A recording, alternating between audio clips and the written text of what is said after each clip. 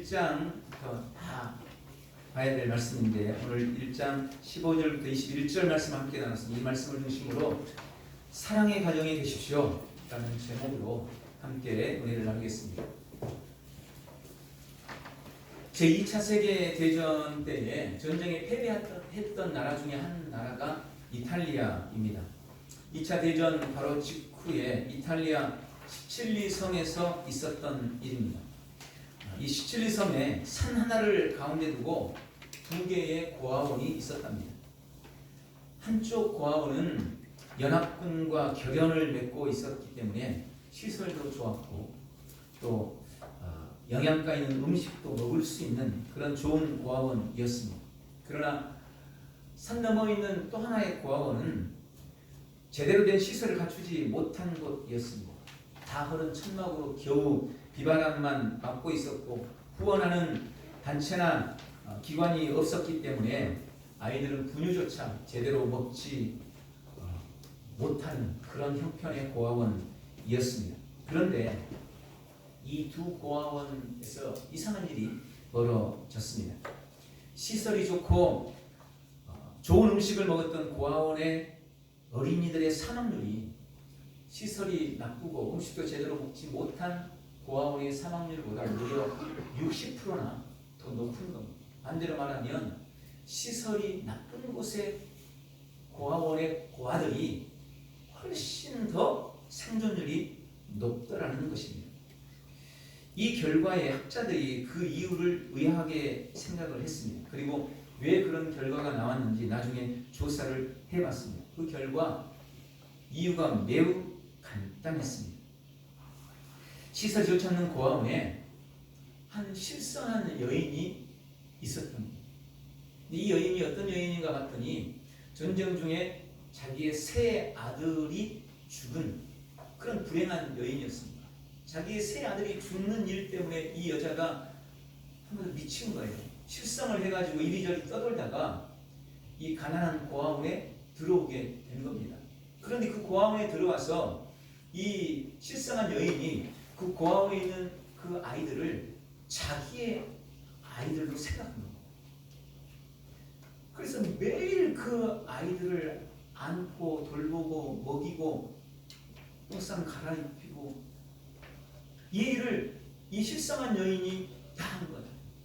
매일 안아서 재우고. 이게 하루 이틀의 일이 아니고 수년간을 그 일을 한 겁니다. 학자들은 그것을 보고 이 시설이 안 좋은 고아원의 아이들이 생존율이 훨씬 높았던 한 가지 이유가 바로 그 여인 때문이었다는 것입니다. 이 고아원의 아이들은 실상한 여인이었지만 어머니의 마음으로 그 아이들을 돌보는 이 여인의 사랑 때문에 잘 먹고 좋은 시설에 있는 고아원의 아이들보다 훨씬 더 생존율이 높았다는 것입니다. 미국에서도 실제 있었던 일입니다. 그리고 방송에서도 나왔던 것으로 기억합니다. 어느 병원에 한 산모가 쌍둥이를 낳았습니다. 조산으로 낳은 거예요. 그래서 아이들이 건강이 별로 좋지를 못했습니다. 그래서 낳자마자 두 아이들이 각각 인큐베이터에 들어가 있었습니다. 그런데 형은 그래도 괜찮았는데 쌍둥이 동생의 심장이 좋지 않아서 자꾸 숨이 고르지 못하고 점점 죽어가고 있었습니다. 당시 어떤 방법으로도 해결책이 없었습니다. 그냥 죽어가는 것을 지켜만 보고 있었던 거예요. 그때 한 나이 든 간호사가 그렇게 말했습니다. 기왕 아이가 죽을 수밖에 없다면 아이를 혼자 두지 말고 자기 형 곁에 두는 게 어떻습니까? 제안을 한 거예요. 그동안 한 인큐베이터 안에 두 아이를 두는 경우는 없었지만 의사도 이 간호사의 말을 듣고 기왕 그렇게 된 거 한번 같이 두자. 이렇게 산 인큐베이터 안에 두 아이를 두게 됐습니다. 눕혀놨습니다. 그런데 얼마 후 이상한 일이 벌어졌습니다. 잘 움직이지도 않던 형이 자기 옆에 누운 그 동생을 팔로 안은 거예요. 가슴에 손을 얹고 자기 동생을 품에 안듯이 안은 게 포착이 된 겁니다. 그렇게 며칠이 지났습니다. 의외의 결과가 나타났습니다.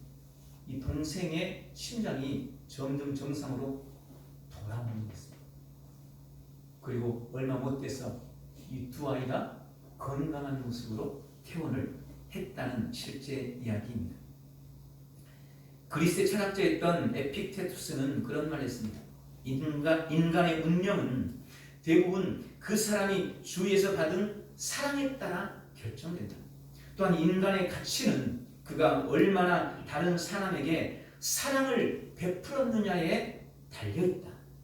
그러면서 그는 사랑이 운명과 사람의 가치를 결정하는 잣대다 라고 이야기했습니다. 사랑이 사람의 운명과 가치를 결정하는 잣대다. 우리 주님도 고린도전서 13장 13절에 그런즉 믿음, 소망, 사랑 이 세 가지는 항상 있을 것인데 그 중에 제일은 사랑이다 라고 말씀하시면서 이 세상에 가치 있는 것들이 많지만 그 중에 최고 가치 있는 것, 가장 가치 있는 것은 사랑이라고 말씀하십니다. 오늘은 행복한 가정 시리즈로 세 번째 시간으로 주 앞에 영광을 올려드립니다. 행복한 가정은 믿음의 가정으로 출발한다고 말씀을 드렸습니다. 그리고 모든 행복한 가정에는 반드시 소망이 있다. 주님이 주시는 소망이 있어야 한다라는 말씀까지 함께 드렸고 오늘은 세 번째 시간으로 사랑의 가정이 되십시오 라는 제목으로 함께 은혜를 나누려고 합니다. 오늘 함께 읽었던 본문은 유명한 룻기의 나오미와 그의 가정에 대한 이야기입니다. 사사들이 치리하던 시대에 유다 베들레헴에 엘리멜렉이라는 사람이 살고 있었습니다. 그의 아내의 이름은 나오미였고 두 아들이 있었는데 말론과 기럐이었습니다. 이렇게 네 식구가 함께 살고 있었습니다. 그런데 그 땅에 극심한 흉년이 들게 됩니다. 엘리멜렉은 그 흉년을 피하여 자기 가족들을 살리기 위해서 나오미와 아들들을 데리고 고향 베들레헴을 떠나 모압 지방으로 이주하게 됩니다. 배짱 좋게 자신의 고향의 재산을 다 처분하고 모압으로 갈 때 그들은 어쩌면 자신들이 지금 신앙의 모험을 하고 있는 거라고 믿음의 결단을 했다고 여겼을지도 모르겠습니다. 그리고 처음에는 뭔가 잘 되는 것 같았습니다. 흉년을 피해 먹고 살 수 있게 되었고 또 그 땅에서 두 아들도 결혼을 해서 번듯한 가정도 이루었습니다. 그런데 사람의 뜻과 계획대로 되는 것은 딱 거기까지였습니다. 처음엔 남편 엘리멜렉이 갑자기 죽었습니다. 그리고 그 땅에 거주한 지 한 10년쯤 되었을 때 첫째 아들 말론이 죽고 얼마 후 둘째 아들인 기럐마저 죽고 말았습니다. 남편이 너무나 일찍 세상을 떠났을 때까지만 해도 나오미는 그래도 아직 두 아들이 있었으니 두 아들을 소망 삼고 인내하며 견뎠습니다. 그런데 첫째 아들이 죽었습니다. 아픔이 가시기도 전에 둘째 아들마저 죽고 맙니다. 제 아무리 소망을 가지고 인내해 보려고 해도 더 이상 아무 소망이 없었습니다. 그 어디에서도 소망을 찾을 수 없었습니다. 그래서 나오미는 다시 고향 베들레헴으로 돌아가기로 작정합니다. 아직 두 젊은 며느리가 걱정이 되었습니다.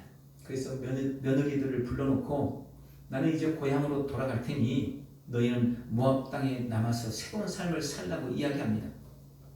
시어머니의 강권함에 첫째 며느리 오르바는 친정으로 돌아갔습니다.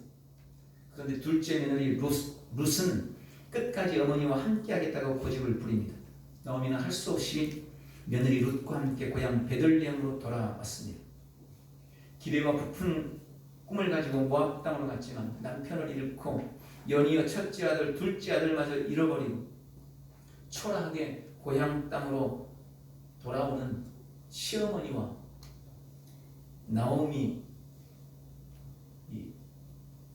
시어머니 나오미와 며느리 롯의 이 초라한 모습을 한번 상상해 보시기 바랍니다.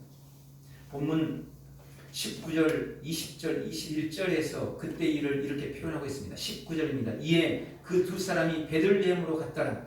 베들레헴에 이를 때 온 성읍이 그들로 말미암아 떠들며 이르기를 이가 나오미냐 하는지라. 나오미의 가정은 베들레헴에서 그래도 좀 괜찮았던 것 같습니다.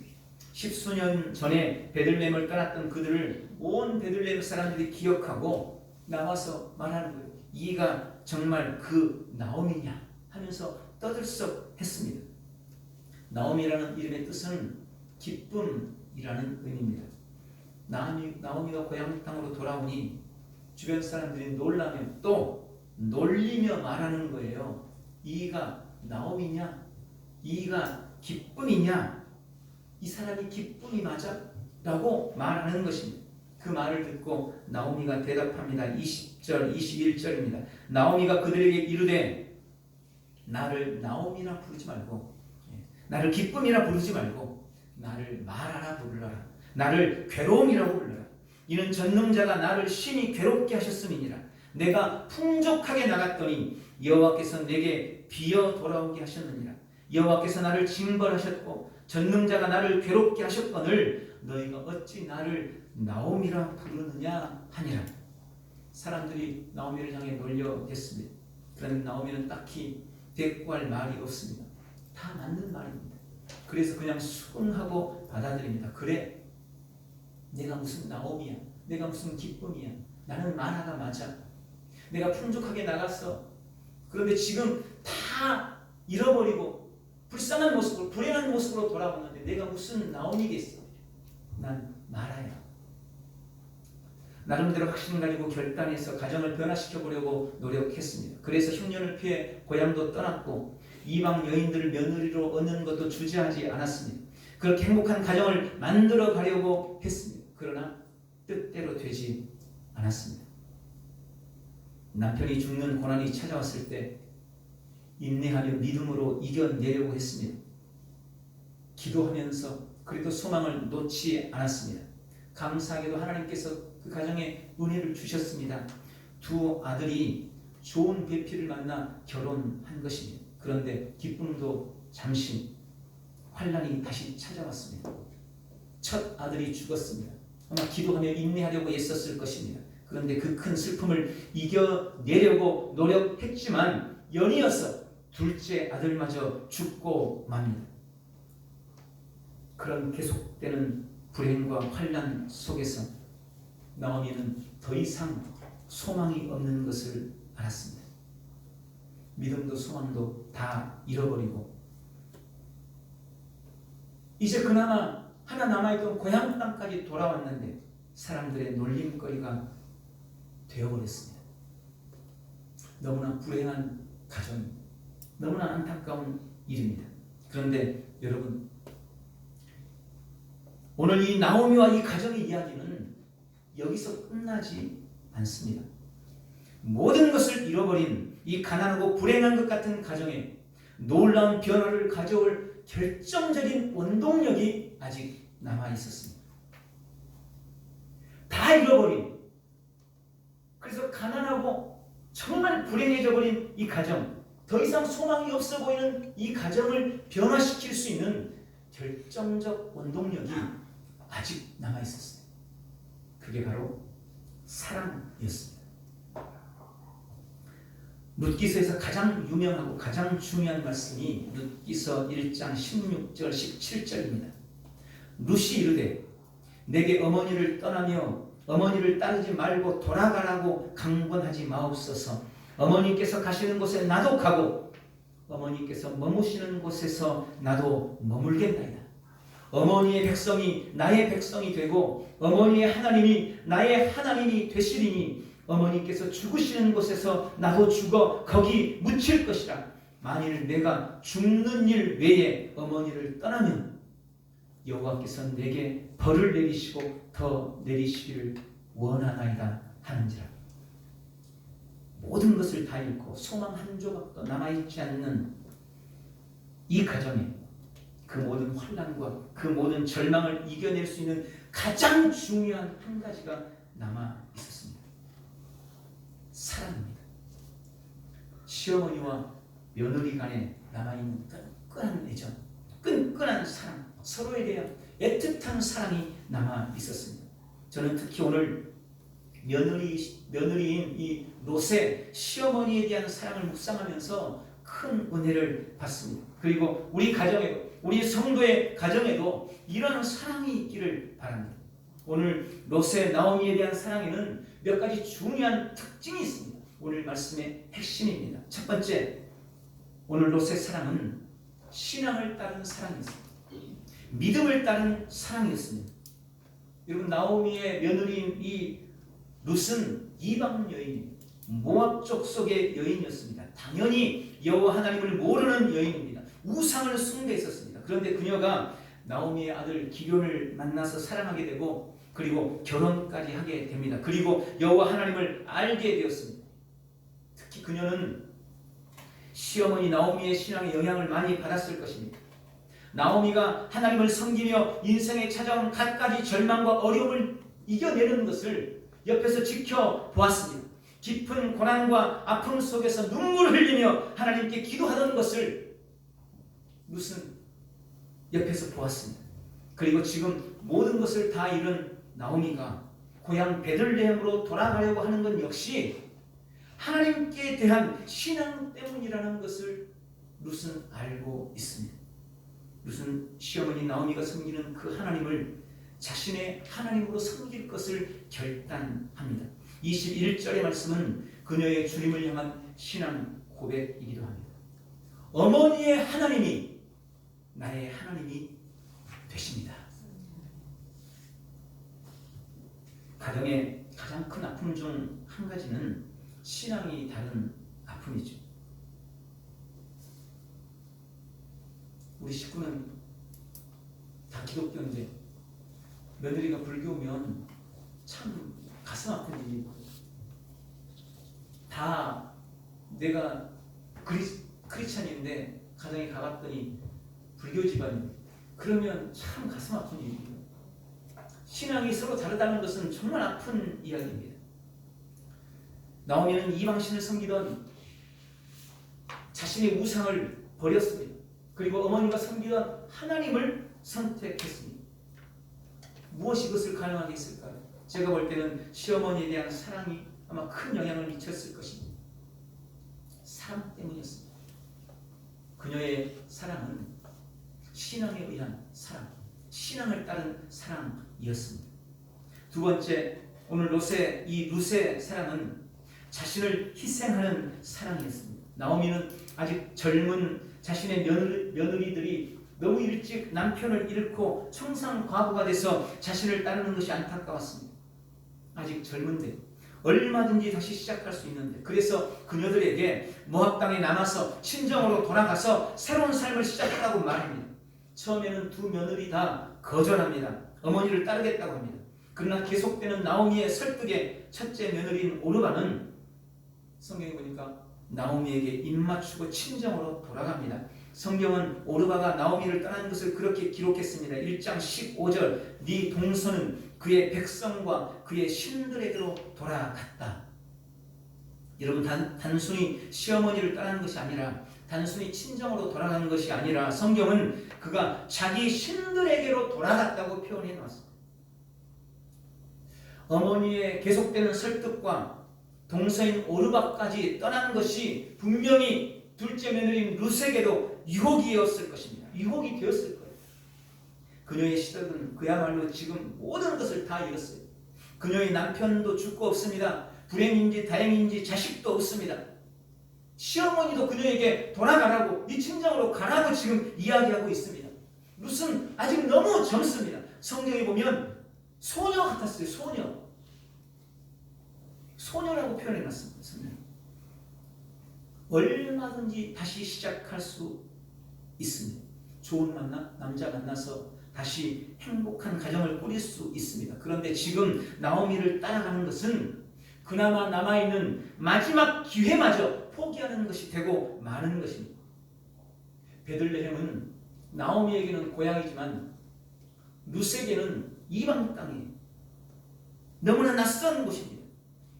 그리고 이스라엘 백성들이 이방인들을 어떻게 대하는지, 어떻게 생각하는지 아마 룻도 알고 있었을 수 있을 거예요. 여러분, 이스라엘 백성들은요, 이방인들을 개취급했어요. 그들과 상종하지 않습니다. 자기들만 서민이라고 여겼고 이방인들은 정말 관심도 갖지 않고 그들을 무시했습니다. 룻은 이방 여인입니다. 베들레헴에 가도 농사 지을 땅 하나 없습니다. 자기가 편히 거주할 집도 한 채 없습니다. 그러나 그녀는 자기 자신보다 그리고 자신의 미래보다 시어머니 나오미를 먼저 생각했습니다. 이미 늙고 노쇠한 시어머니가 고향 땅에 가서 무슨 일을 하며 살 수 있을까? 남편도 자식도 없이 혼자 쓸쓸히 죽어갈 시어머니에 대한 생각 때문에 그녀는 자신을 희생하기로 결심한 것입니다. 그리고 어머니를 따라가 낯선 이방 땅 베들레헴에서 자기의 시어머니를 봉양하기 위해 시어머니 곁을 지키고 다른 사람들의 밭을 돌아다니면서 이삭을 줍는 희생과 수고를 아끼지 않았습니다.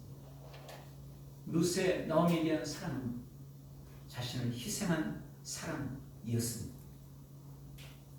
그리고 마지막 세 번째로 오늘 이 룻의 사랑 이야기는 사랑으로 선택한 결과의 위대함을 보여줍니다. 사랑으로 선택한 결과의 위대함. 우리는 룻기서의 결말을 잘 알고 있습니다.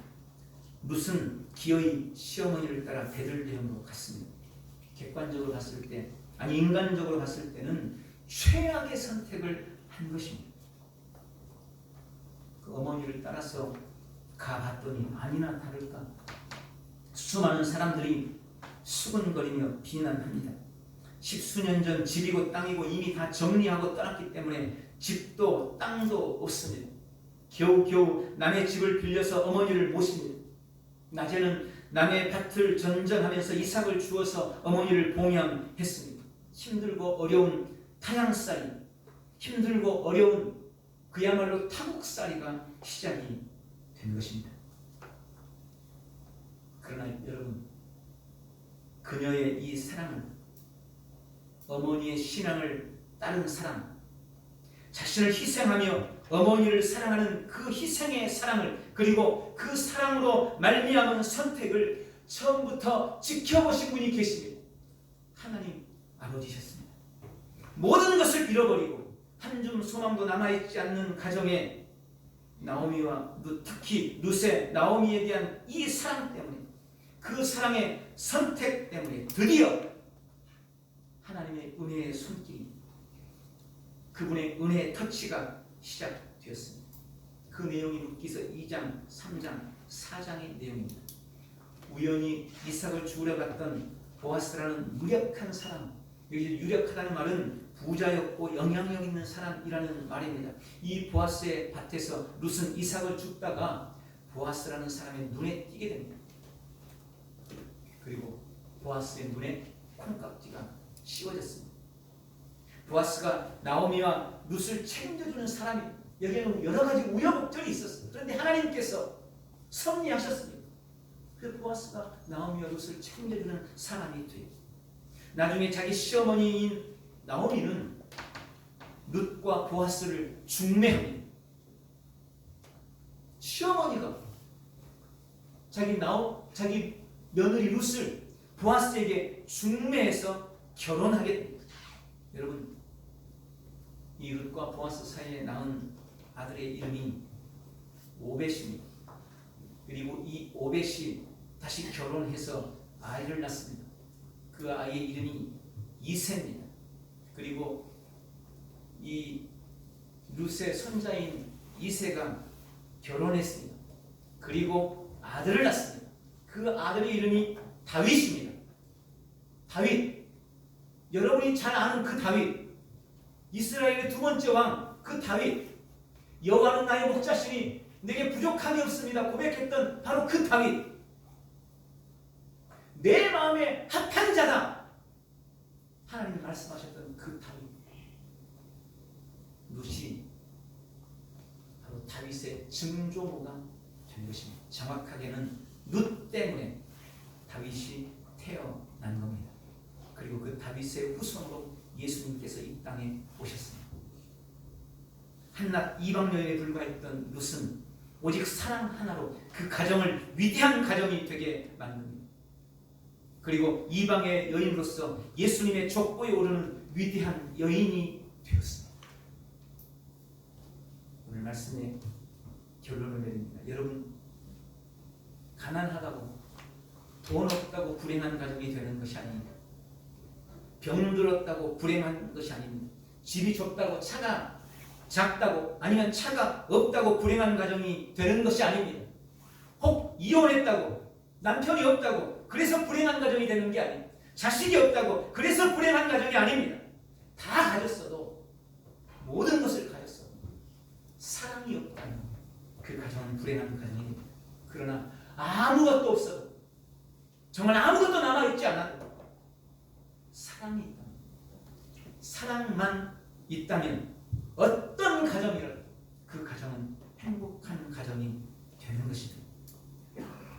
행복한 가정을 꿈꾸는 성도들 간절히 바랍니다. 여러분의 가정이 부디 사랑의 가정이 되시길 축원합니다. 사랑으로 행복한 가정 다 되시기를 예수님의 이름으로 축원합니다. 기도하겠습니다. 좋으신 하나님 아버지, 오늘 나오미의 가정에 있었던 여러 가지 불행과 또 그 가운데 있었던 루스의 이 놀라운 사랑의 이야기를 함께 나누며 우리 가정에 가장 필요한 것이 무엇인지, 불행하고 힘들고 어려운 것 같은 우리 가정을 변화시킬 결정적인 원동력이 무엇인지 오늘 말씀을 통하여 깨달을 수 있도록 도우셔서 감사합니다. 아무것도 없어도 아무것도 남아있지 않아도 주님 사랑 하나면 행복한 가정이 된다는 것을 깨달았사오니 우리 온 가정이 사랑의 가정이 되도록 축복하여 주시옵소서. 예수님의 이름으로 기도하옵나이다. 아멘.